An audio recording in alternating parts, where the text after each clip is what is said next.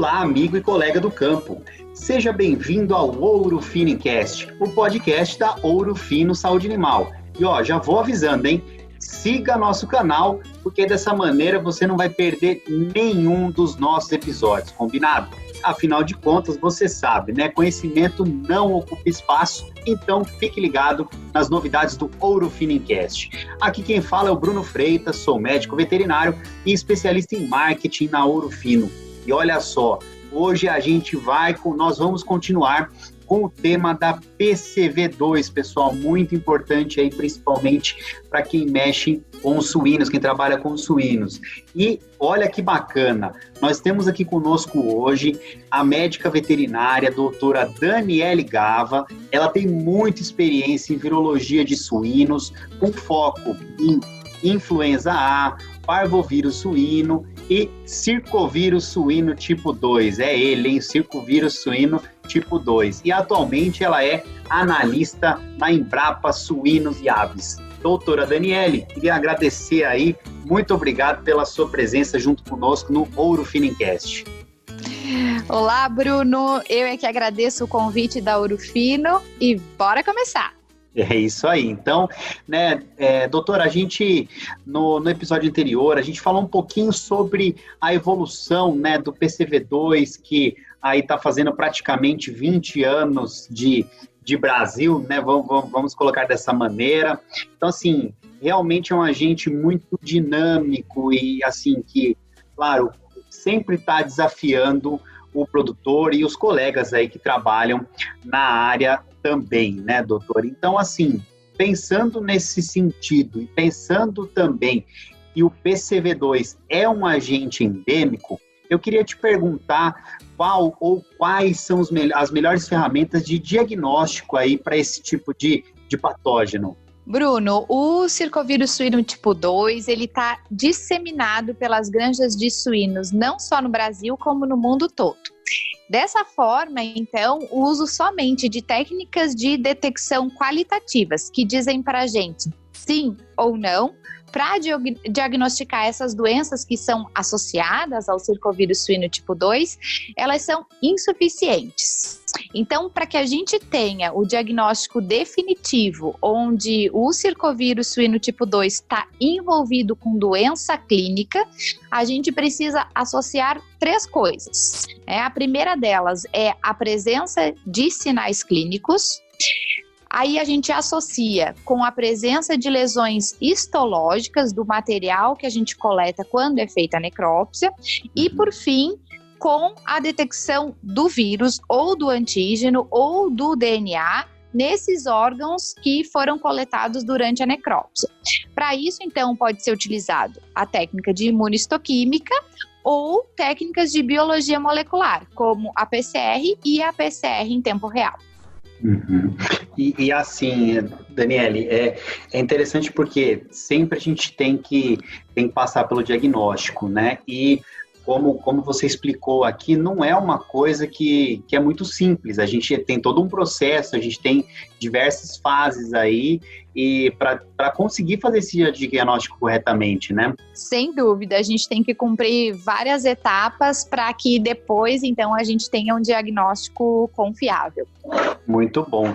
E aí, pensando, então, nesse sentido, por exemplo, eu aqui sou médico veterinário sanitarista, trabalho numa granja, né? Eu quero entrar nessa parte do diagnóstico de PCV2, estou desconfiado que eu tenho esse tipo de problema na granja que eu atendo aqui. Nessa situação, a coleta de material de um único animal, então pego um animal, coleto o material de um animal só e ele dá positivo para PCV2. Isso aí é indício de um problema sério para a granja? Como que funciona isso? Bom, conforme a gente já comentou na pergunta anterior, o vírus ele é ubíquo, então ele está disseminado. Apenas ter essa positividade em PCR e ainda só de um único animal, isso é insuficiente para o diagnóstico clínico. Para vocês terem uma ideia, né, para o diagnóstico laboratorial, quando a gente vem ao encontro dessas ferramentas, a gente deve fazer em que situações, né? Primeiro, quando realmente a gente observa granjas com quadro clínico compatível com uma desses sinais que são associados às doenças que tem o circovírus tipo 2 como agente. Quando nós queremos, então, descartar casos em que, por exemplo, a refugagem, né, que era e é uma dos sinais clínicos mais clássicos que podem estar presentes, seja o principal sinal clínico de uma granja. Quando a gente tem resultados insatisfatórios com programas de vacinação ou quando nós suspeitamos de falhas vacinais. Então, nesse cenário, a gente faz a colheita e o ideal seria, então, realizar a necrópsia de pelo menos, né, de 3 a 5 suínos, fazendo colheita de material e principalmente, né, observando lesões histológicas em no mínimo um desses 3 a 5 animais e associar isso com a detecção do vírus nesses tecidos. O diagnóstico é soberano, né, doutor? Isso aí é clássico. E assim, não tô com uma desconfiança, vou lá, coleto um material e envia, não é simples assim, né? E até porque também, igual também já tinha citado aqui anteriormente, a gente tem observado que há uma evolução dos genótipos da PCV2, né? Uma mudança aí nessa dinâmica de circulação, na epidemiologia da granja, inclusive com a presença de circulação precoce do PCV2, né? E nesse sentido, então, Daniele, que ferramentas aí você indicaria de diagnóstico para evitar essas possíveis falhas vacinais aí? Que tipo de ação que pode ser tomada aí com relação a isso? Bruno, a epidemiologia da doença, ela tem muitos fatores envolvidos. Então, primeiramente, é importante ter um bom e contínuo plano de monitoramento para ver se essa situação epidemiológica ela está mudando e assim a gente vai manejando com análise de risco. No cenário geral, existem hoje, né, pelo menos 5 genotipos de circovírus suíno tipo 2 circulantes e nós sabemos que as vacinas que existem hoje no mercado, elas atuam bem no controle da doença quando elas são aplicadas corretamente. Então, lembrando que a vacina, ela protege da doença, mas não da infecção. Então, os animais, eles podem se infectar com o circovírus suíno tipo 2, porque, como a gente já falou, ele está disseminado, mas se esses animais vão ficar doentes, né, é isso que a vacina, então, a proteção que a vacina vai dar, né? E quando a gente fala dos insucessos vacinais, né, por que uma vacina não deu certo, normalmente a gente tem alguns itens que a gente precisa checar para ter essa certeza.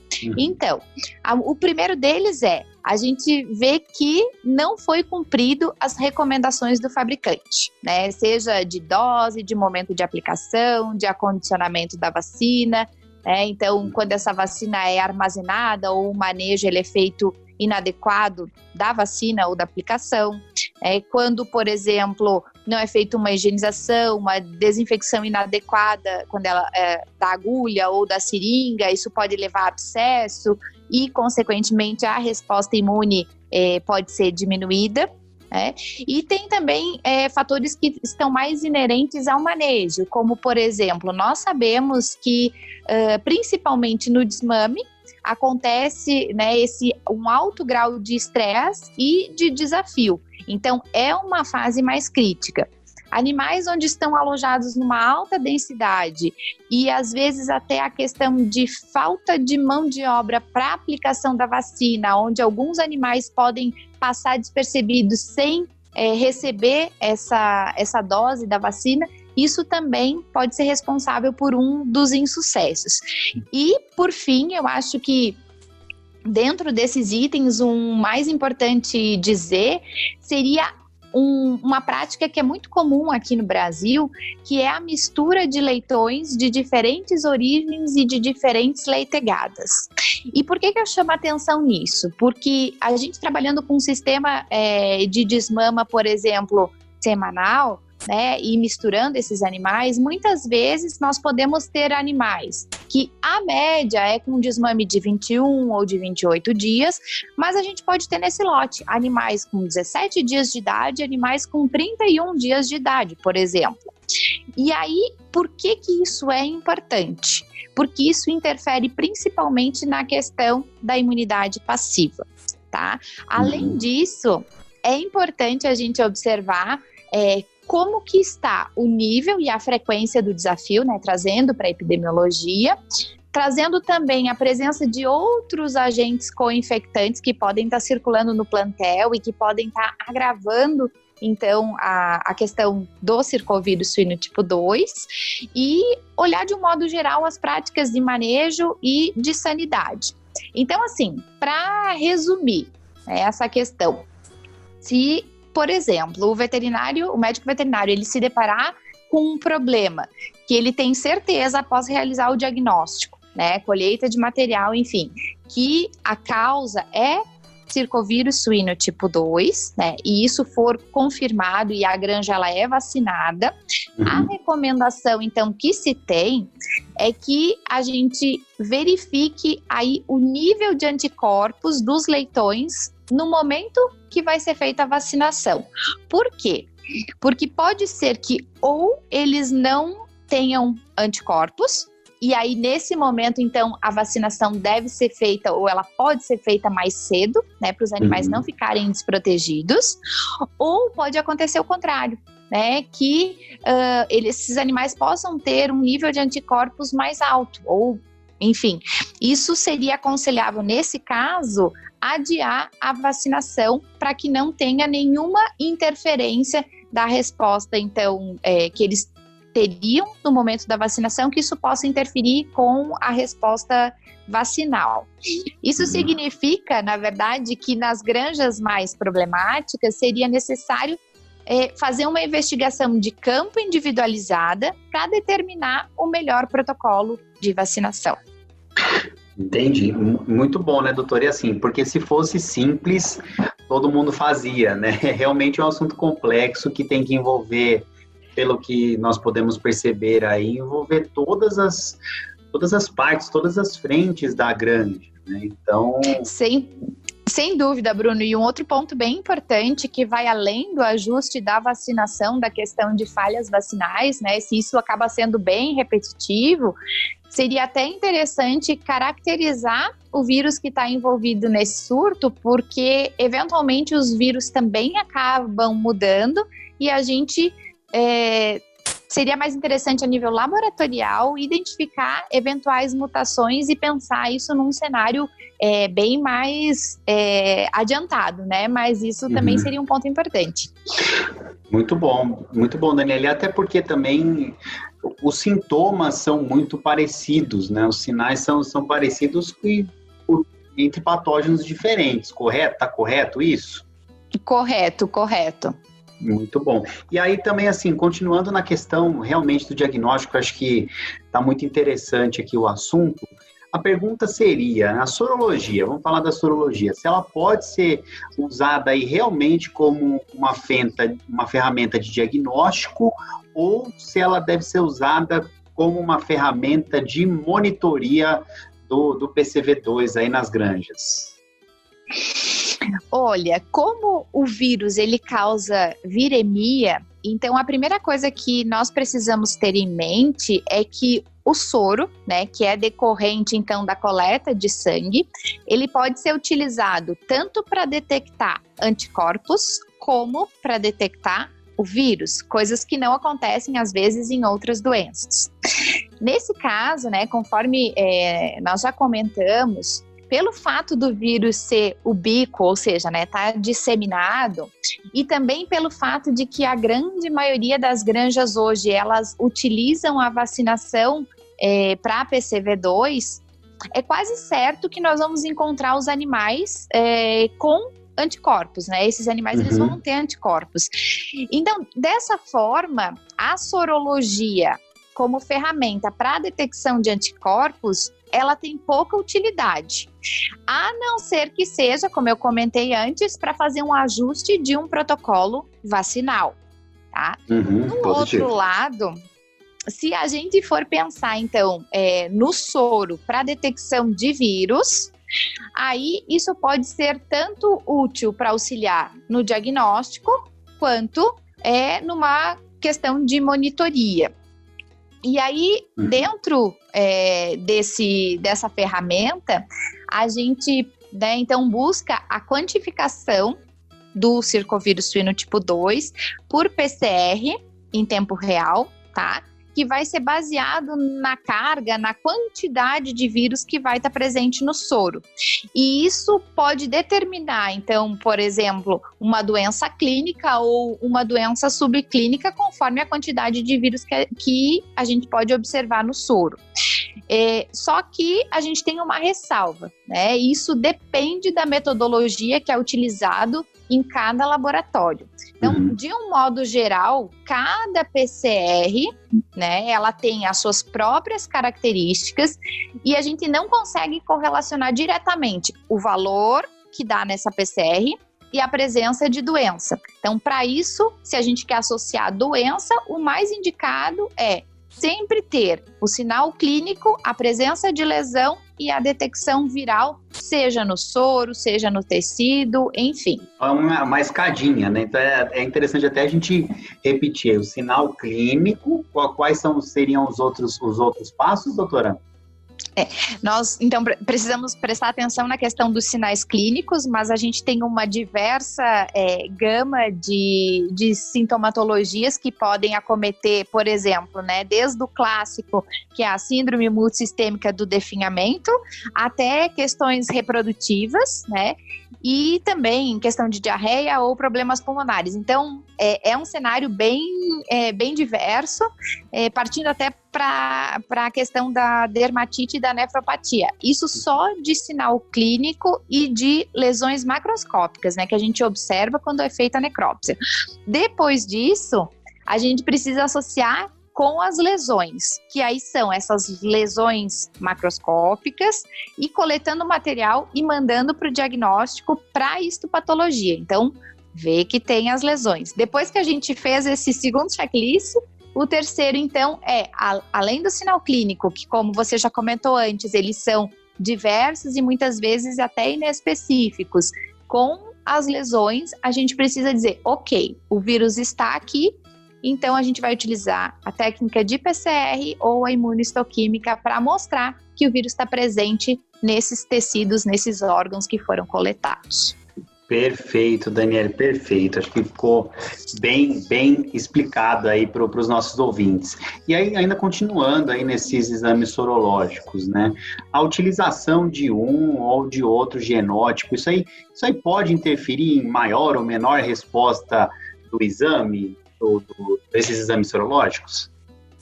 Olha, Bruno, usualmente as ferramentas de diagnóstico, elas são baseadas em proteínas conservadas do vírus, que vai independer do genótipo. Por exemplo, se for circovírus A, B, D, enfim, é tudo circovírus. Caso o médico veterinário, né, ou enfim, quem conduz a granja tenha um interesse maior em saber qual é o genótipo que está circulando, aí ele deve utilizar uma outra técnica, né, não a partir de exames sorológicos, mas utilizar a PCR em tempo real de subtipagem, que daí sim vai determinar qual é o subtipo, ou partir para o sequenciamento genético. Mas, de um modo geral, os exames sorológicos clássicos, como a imunocitoquímica ou os testes de ELISA, eles utilizam, então, ou o vírus inteiro, né, ou umas partezinhas do vírus que são conservadas e comuns a qualquer subtipo. Perfeito. Então, olha só, então ainda tem até mais um degrau aí, que seria diagnosticar qual genótipo dos diferentes PCVs está ali circulante na granja, certo? Exatamente. Caso seja de interesse, a gente pode aprofundar o diagnóstico. Muito bom, doutora. Então, é um assunto muito complexo aí. Acho que tem muito assunto para discutir, uma coisa de muita importância e realmente que pode fazer a diferença aí no dia a dia dos nossos ouvintes, né, dos médicos veterinários e do pessoal das granjas, certo? Doutora, a conversa é muito interessante, aí, o tema, acho que assim, a gente conseguiu aprofundar ele de uma maneira muito especial. Queria agradecer a sua presença aqui no Ouro Fino Cast, trazer todo esse conhecimento, toda a sua experiência prática nesse sentido. E se você queria deixar uma mensagem ou então um apanhado final do que a gente conversou aí em mais esse episódio do Ouro Fino Cast. Bom, Bruno, eu é que agradeço a Ouro Fino pelo convite e eu acho que como mensagem final para que vocês levem isso para o ambiente de trabalho, pensando na questão do circovírus, a gente já bateu na tecla com relação ao diagnóstico, né, que não basta uma ferramenta de diagnóstico, a gente precisa associar diferentes ferramentas conforme é o nosso interesse, né? Se a gente quer detectar o vírus ou detectar a questão de anticorpos e tentar melhorar, então, o desafio que ele está presente em todas as granjas, praticamente. E na verdade, a gente precisa ter em mente que essa monitoria ela tem que ser constante, porque os vírus eles estão sempre evoluindo e tentando escapar do sistema imune. Então, é muito importante que a gente avalie o cenário e que nós temos protocolos vacinais, mas que em situações de insucessos vacinais, essa granja ela tem que ser olhada com maior cuidado para que a gente faça os ajustes necessários, então, a fim de melhorar a produtividade do plantel. Perfeito, é isso aí. Tem que primeiro entender o que está acontecendo para depois conseguir tomar uma ação aí que seja realmente efetiva em controlar esse tipo de problema aí, se a granja estiver passando por um tipo de problema, né? Então, novamente, Daniele, muito, muito obrigado aí pela sua presença no Ouro Fino Cast. Muito obrigada. E é isso aí, pessoal. Então, continuando aí, nós continuamos aí com o tema PCV2 em suínos, né? Já agradeci aí a Daniele pela presença e eu queria falar aí para os nossos ouvintes, hein? Não percam o próximo episódio. Eu vou repetir, não percam o próximo episódio, porque ele vai vir aí para amarrar todo esse assunto, esse conteúdo denso, de extrema importância para quem trabalha com suinocultura. Então não perca esse nosso próximo episódio. Fica ligado, porque você já sabe, né? Conhecimento não ocupa espaço. E, para continuar, eu não poderia deixar de te convidar a assistir o Ouro Fino em Campo. Esse mesmo, Ouro Fino em Campo, que é conduzido pela nossa querida Juliana Mates. Você consegue acessar o programa pelo YouTube, youtube.com/Ouro Fino Saúde Animal. Lá também tem um monte de dicas de manejos, protocolos, enfim, pro dia a dia das granjas e fazendas aí, tá bom? Então, até a semana que vem. Tchau!